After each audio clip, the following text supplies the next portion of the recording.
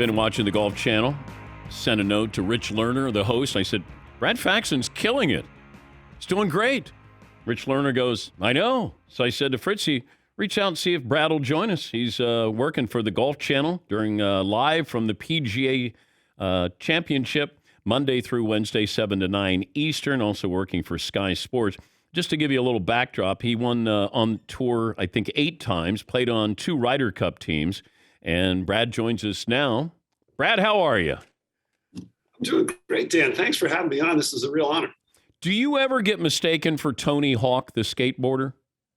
That's the funniest question. Yes, I was actually in one of his stores in California, and some guy came up to me. He was kind of walking in circles, and I thought he recognized me as a golfer. And he goes, hey, this is pretty cool. You're in here. And I'm like, well, there's not many golfers that skateboard. He goes, oh, no, I know who you really are. It's cool that you just hang out in your own store. It's pretty funny. Do you skateboard? Not at all. Oh, I'd be dead. All right. The storyline at the PGA Championship is what?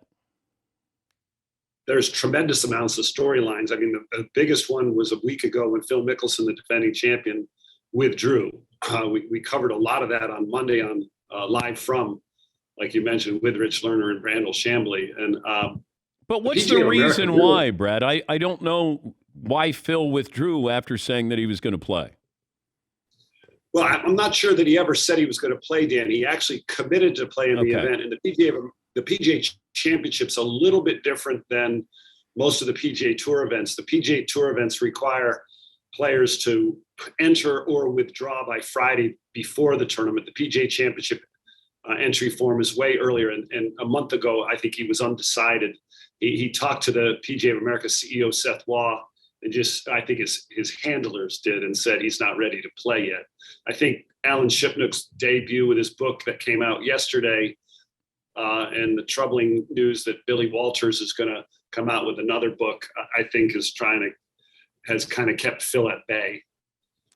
Yeah, I'm trying to understand what choice Phil has in this. Did he have the choice to go to Augusta or not go? Did he have the choice if he wanted to go to the PGA Championship or not, in your opinion?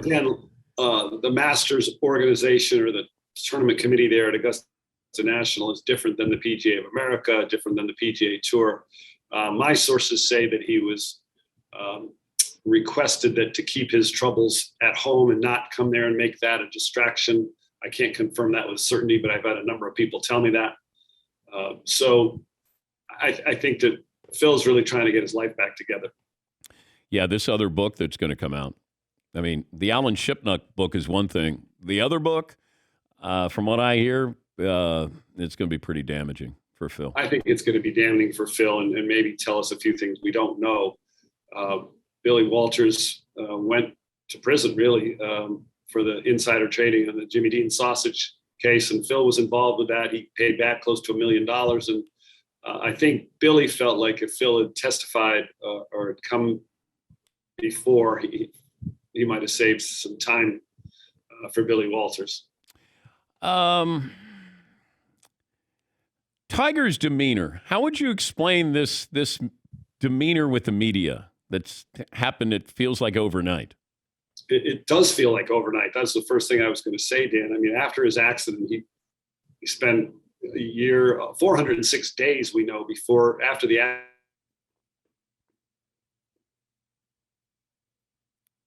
Like Arnold Palmer and Jack Nicklaus, when they got really beyond their competitive years, they started being, I think, a little bit more emotional when they played at Augusta National. They were celebrated by the fans there, the patrons. And I think for the first time in Tiger's life, he showed some of that emotion while he was still on the course, while he was competing.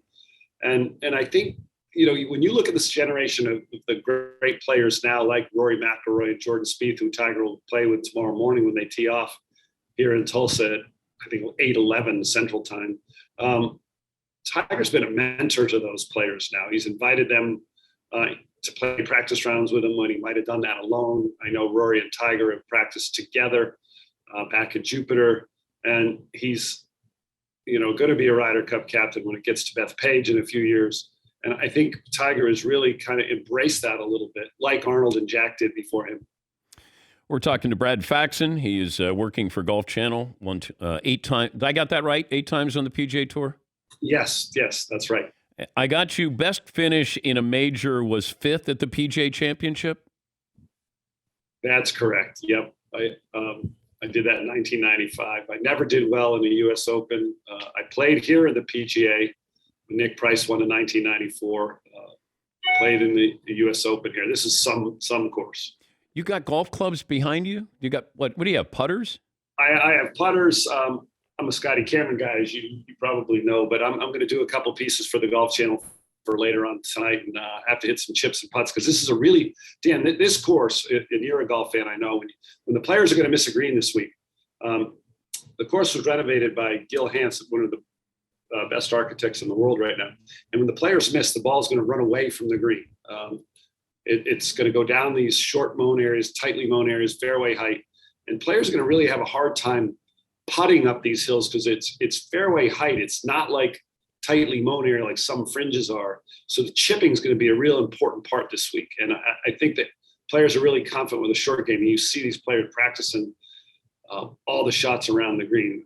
I really want to show the spectators what it's like, the viewers what it's like around these greens, how difficult it is.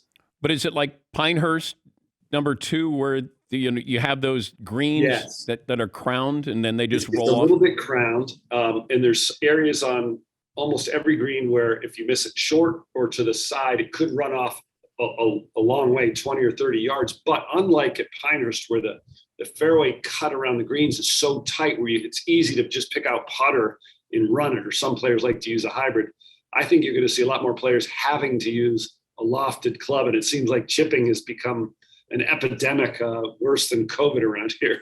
I don't mean it. It's weird to be covering a golf event or watching the coverage, and you talk about Tiger, and we're talking about Tiger walking. We're not talking about his swing. We're talking about the comfort level, sort of the course topography here. What is different about Tiger this tournament as opposed to Augusta? I think there's a few things. First of all, Augusta National may be the most, the hilliest course, has the most topography of any course we play all year long. It's not flat here in Tulsa. There is some topography here, but there's two big differences. First of all, it's 6 weeks from the Masters, so he's been able to progress and get stronger. We saw definite fatigue with Tiger on the weekend at Augusta National. I think it was a miracle for a couple things.